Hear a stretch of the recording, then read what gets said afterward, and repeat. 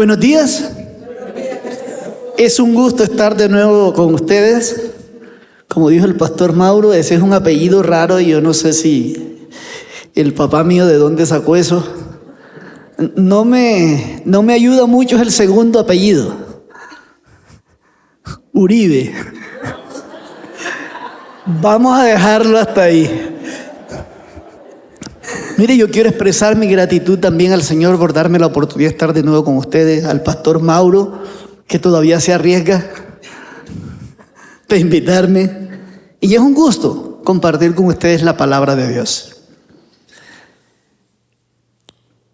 Mire, el método de ejecución en el Imperio Romano, el método normal de ejecución para criminales era por crucifixión. Y haciendo un recorrido por los anales de la historia, miles, cientos de personas fueron ejecutados de esta forma.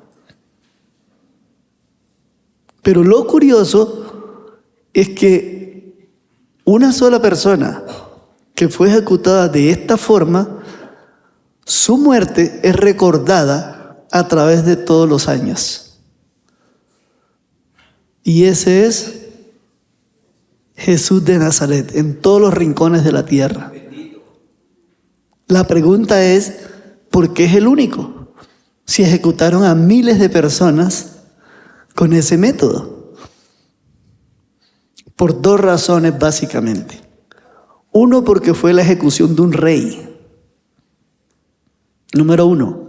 Número dos, porque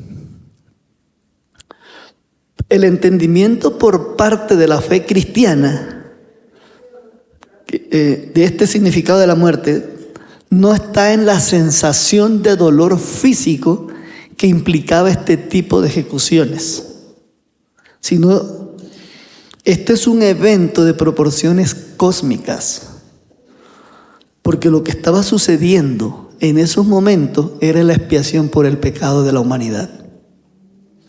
Si usted tiene la oportunidad de morir por una persona, para salvar una persona, usted nada más tendría la capacidad de morir por uno, no por dos, ni por tres, ni por cuatro. Jesús tuvo la capacidad de morir por la humanidad entera. El pastor Mauro acaba de decir algo. Este es un mundo que usted sabe que se está cayendo a pedazos. No se sabe las nuevas leyes, lo que se les ocurre. Y nunca olvide esto, el ser humano tiene un agujero negro en el corazón que lo trata de llenar de muchas formas. Y usted sabe que la teoría de los agujeros negros, que fue el señor Hawking, el físico inglés, él siempre habló de los agujeros negros, que son agujeros de espacio que absorben todo lo que pasa, inclusive la luz.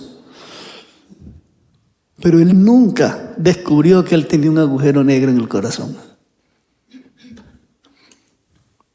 Y el único que puede llenar el agujero negro es una relación con Dios a través de Cristo Jesús, porque Él puso la eternidad en el corazón del hombre. Así que volviendo aquí a nuestro tema, las personas que estaban presentes viendo este acontecimiento interpretaron la muerte de varias formas. La perspectiva de la cruz la vieron de varias formas dependiendo de los que estaban ahí. Desde la perspectiva de Poncio Pilato, el gobernador romano, fue silenciar a un hombre cuyas ideas habían incitado a la multitud a rebelarse.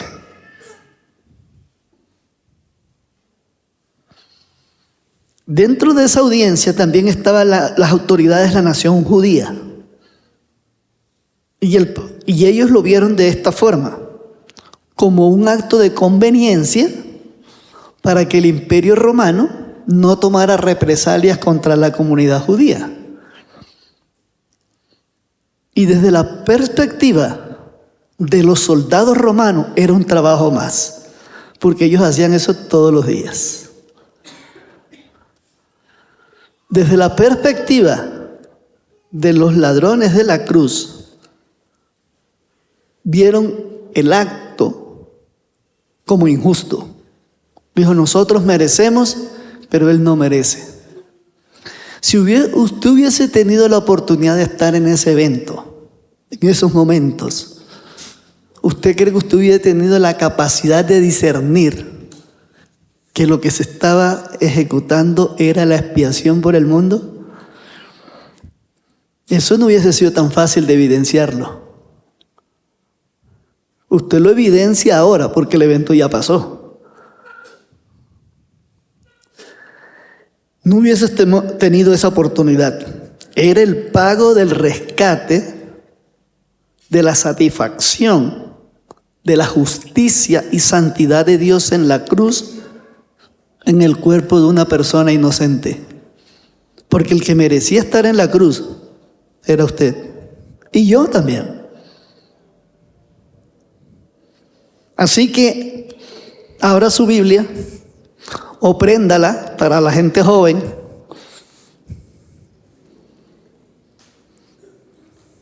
Ahora con todo esto de la tecnología, de la inteligencia artificial y esa, casi que uno ni le entiende el lenguaje de los jóvenes. Y dice, ¿de qué me está hablando?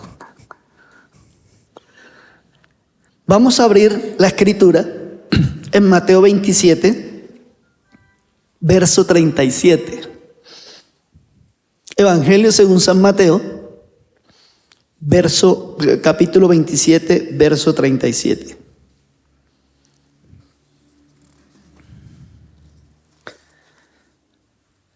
Dice la escritura, y pusieron sobre su cabeza su causa escrita.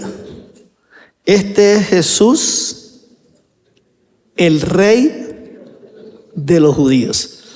Entonces aquí está la primera razón. Se recuerda porque fue la ejecución de un rey, no de un criminal, aunque fue juzgado como criminal.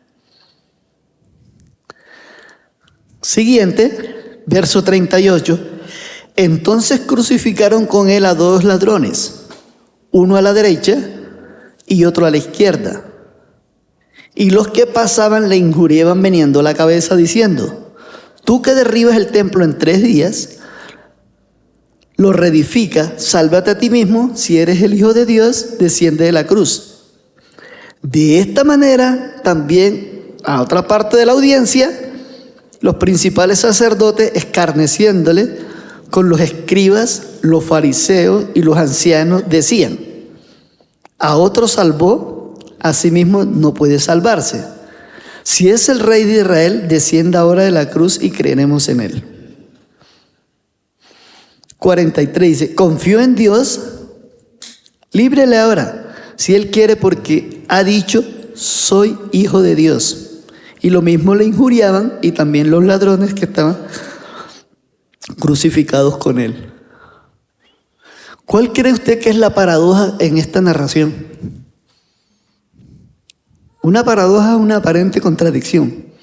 ¿Cuál es la paradoja de la narración? Si usted mira las personas que estaban ahí en la audiencia, los ancianos, los escribas, los ladrones, los soldados romanos, las autoridades judías religiosas, la audiencia, ¿qué era lo que decían del evento? Aquí hay una palabrita que dice que lo injuriaban. Los escritores bíblicos, cuando se trata de un insulto a Dios, ¿cómo le llaman? Blasfemia. Entonces, ¿sabe cuál es la paradoja? Que la audiencia estaba blasfemando con referencia a ¿quién? A Dios. La expresión era así. Pero la paradoja es que a pesar que ellos estaban utilizando el insulto a Dios, no estaban aceptando como la oferta de gracia que Dios mismo da para ellos. Esa es la paradoja que está ahí. ¿Sí la vio?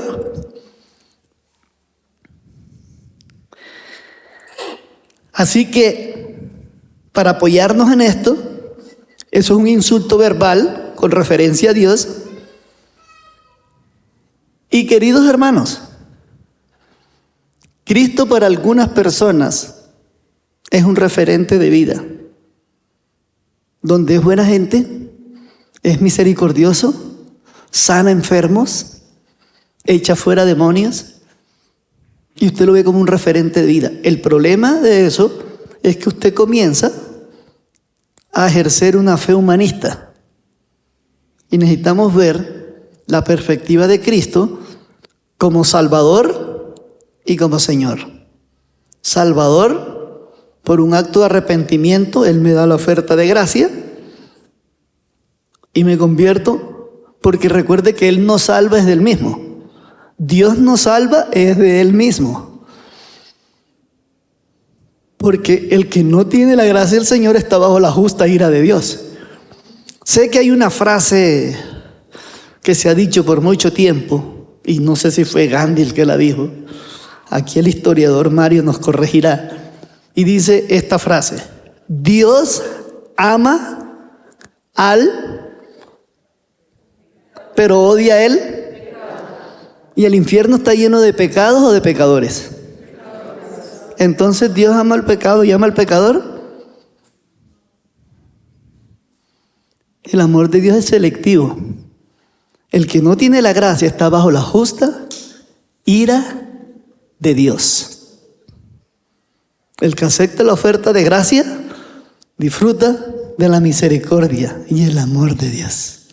Se tiene que tener cuidado con esa frase. Así que, querido hermano, vamos a Primera de Pedro 3:18, un momentico. Meta una cintica ahí en la Biblia.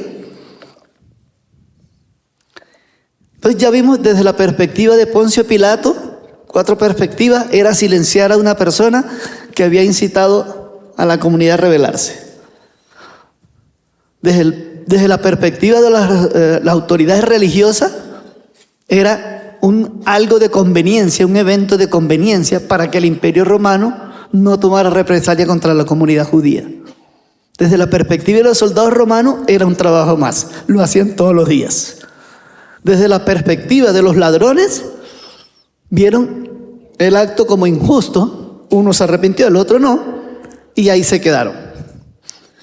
Y dijimos que si hubiésemos estado nosotros ahí, no hubiésemos tenido la capacidad de discernir el evento de proporciones cósmicas que se estaba llevando en ese momento, ese magno evento donde se estaba ejecutando la expiación por el pecado de la humanidad.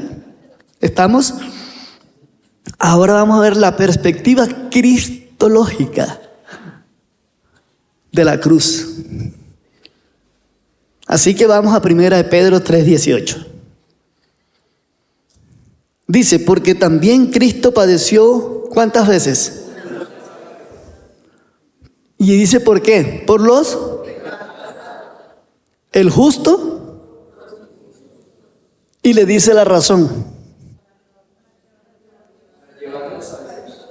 O sea que no se puede ir a Dios por otro camino. ¿Se acuerda que muchas veces, sobre todo la gente joven, dice: ¿y qué es la verdad? ¿Y quién tiene la verdad? Nunca la verdad es un concepto, la verdad es una persona. Porque si es un concepto, se relativiza la verdad. Cada uno tiene su verdad. Yo soy el camino. 3 sustantivos precedidos por unos artículos definidos. Él, yo soy la verdad, la vida y el camino. No dice no dice los. Porque si dijera eso, entonces hay más de una alternativa. Entonces es una sola. Este versículo lo vamos a resumir. Vamos a resumir la perspectiva cristológica de la cruz con 4 palabras con S, que si usted se durmió, recuerde esas 4 palabras con S, porque esta es la esencia de este sermón. Dice la primera línea, la primera frase: porque Cristo padeció. o sufrió. Y aquí tenemos la primera S, desde la perspectiva cristológica de la cruz. Y es que el evento de la cruz es sacrificial. Primera palabra con S, sacrificial.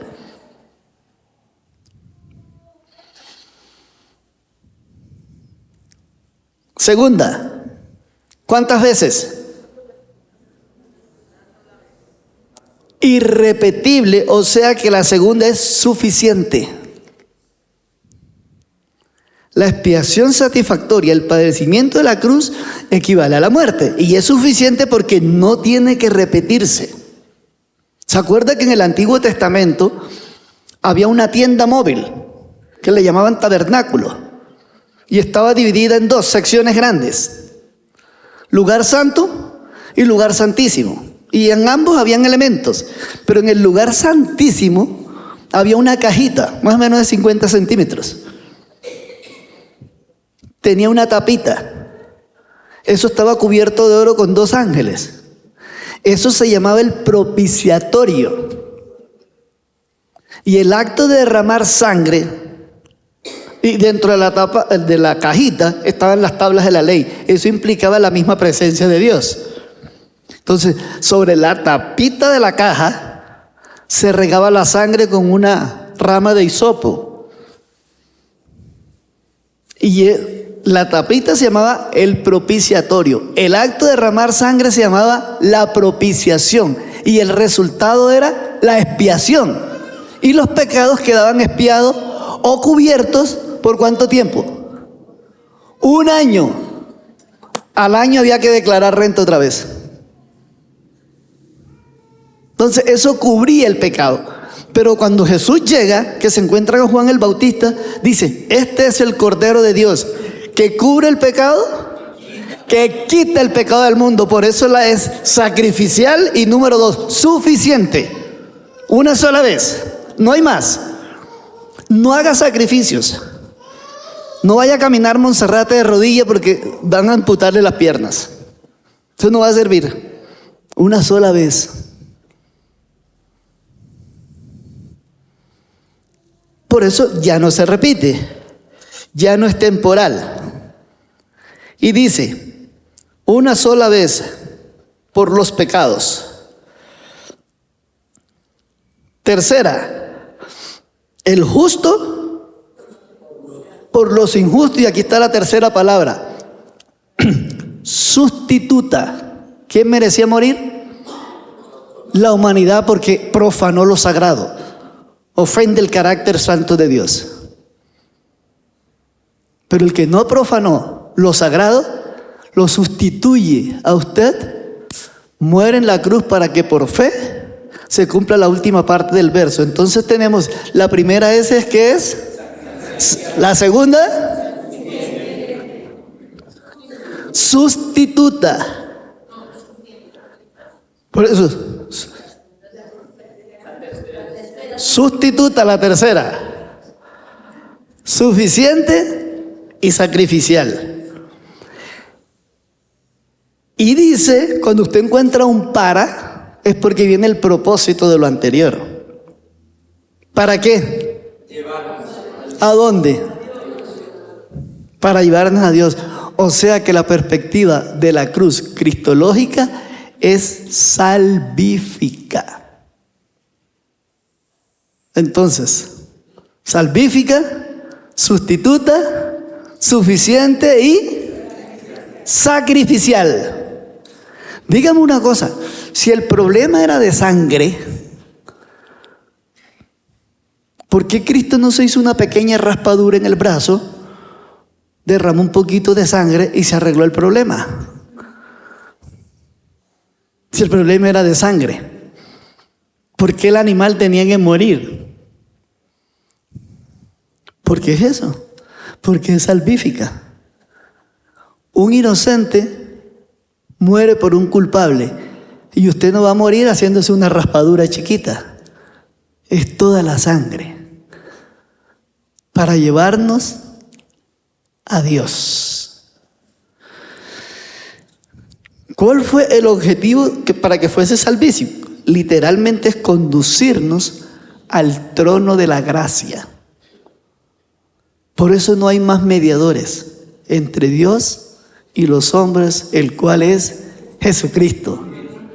En el Antiguo Testamento eso lo hacía un sacerdote, mataban un animal, echaban la sangre sobre el propiciatorio, eso se llamaba propiciación para que los pecados quedaran expiados. Y usted sabe que Cristo fue esas 5 cosas.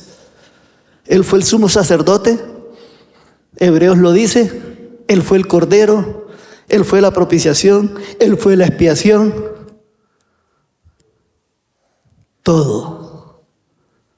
Y solamente usted acepta eso por pura fe en Cristo. Por eso está sentado hoy aquí. Porque el pecado exige el pago total de la profanación de la santidad de Dios.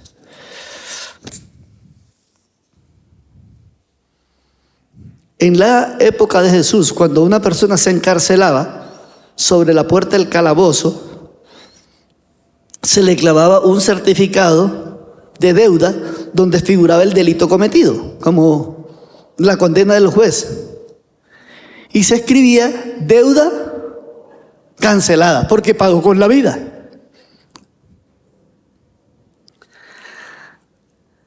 Y Jesús, en una de las últimas palabras que él dice es tetelestai. La cuenta está, usted no debe nada. Ustedes recuerdan que cuando está el evento de la cruz, hay una persona que está condenado a muerte, que casi no se menciona. Yo no sé si él oyó los gritos, la bulla, el alboroto, los ladridos de los perros, pero él estaba en una celda.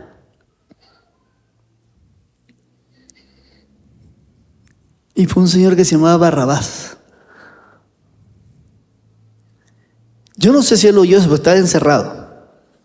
Y allá, las personas que el domingo anterior habían dicho Hosana al Hijo del Altísimo, ahora decir queremos a. Y usted se imagina esos soldados romanos abriendo la puerta de la celda, Barrabás todo metido por allá en un rincón, y abre la puerta. Yo creo que un frío le recorrió desde la coronilla hasta los pies. Lo cogen los macancanes esos romanos, lo sacan, lo ponen en la puerta del pretorio romano, le dan una patada en la cola, y le dijo, vete de aquí antes que nos arrepintamos. Y se va corriendo. Vamos a ponerle, eso no dice la Biblia, vamos a ponerle un poquito de imaginación a la narración. Y de pronto el hombre ve el alboroto de la gente y dice, oye, ¿qué está pasando? ¿Por qué no me condenaron? Dijo, porque alguien ocupó el puesto tuyo. ¿Sabe quién es el Barrabás de la historia?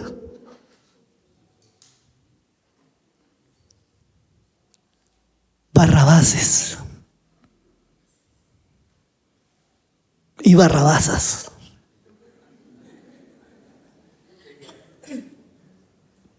Pero están aquí porque el evento de la cruz fue suficiente, sacrificial, sustituta y salvífica.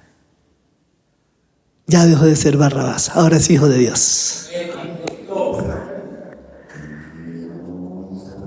Querido hermano, cuando Cristo se retorcía en la cruz, no era por el dolor del clavo o la corona de espina o los golpes. Se retorcía porque lo más denigrante de la humanidad estaba cayendo sobre él en esos momentos. Y es curioso que ocurrieron varios eventos cuando él estaba muriendo.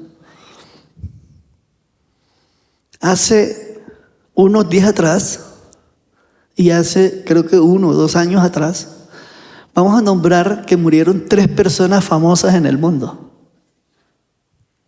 Uno fue la reina Isabel. ¿Se acuerda? Famosísima. Pero no pasó nada.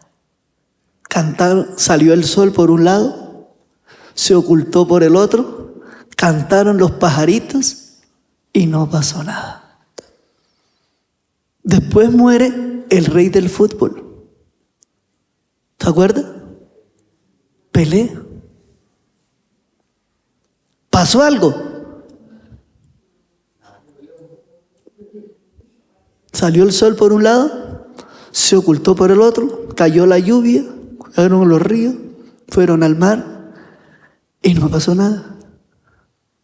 Y hace unos días murió Pachito.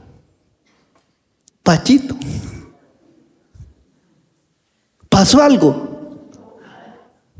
Con todo que el cónclave y toda esa parafernalia del Vaticano, salió el sol por un lado, se ocultó por el otro, cayó la lluvia, se llenaron los ríos, fueron al mar y no pasó, cantaron los pajaritos y no pasó nada. Pero cuando murió Cristo, primero se apagaron los reflectores del planeta Tierra por 3 horas. ¿Por qué Cristo tendría que morir en medio de una oscuridad donde el pináculo del sol a las 3 de la tarde está en lo máximo?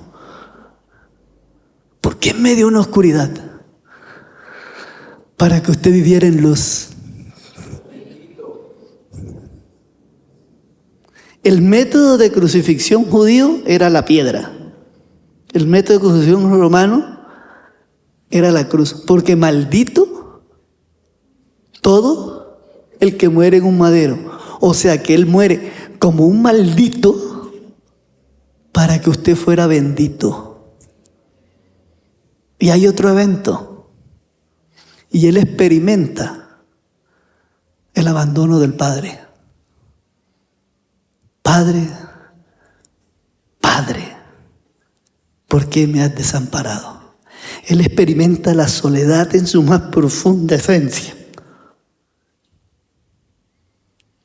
Pero no se trata de que su padre sea un enemigo, porque al repetir la frase es una interacción de inmanencia en el seno trinitario, porque el Padre no es su enemigo. Y él experimenta el abandono del Padre,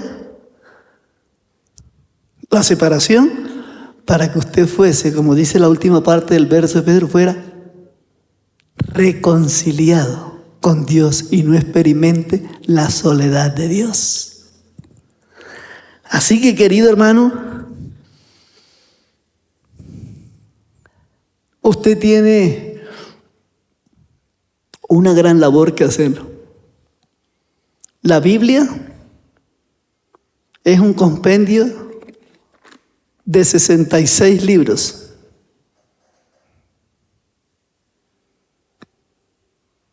Divididos en 2 partes, Antiguo y Nuevo Testamento. ¿Y sabe cuál es el personaje central en ambos testamentos? Cristo. ¿Sabe cuál es el mensaje central? La redención de la humanidad. O sea que la cristología y la misionología están intrínsecamente ligados. Y este mensaje tiene un antagonista. ¿Sabe quién es? El diablo. ¿Y sabe quiénes son los actores de reparto de esta obra? Ustedes. Esa es la telenovela de aquí. Un protagonista, un antagonista, un guión, unos actores de reparto, y la función suya es ser el embajador de Cristo, que le ha concedido un pasaporte diplomático para que usted sea el diseminador del mensaje de salvación a un mundo que se cae a pedazos. Que el Señor les bendiga.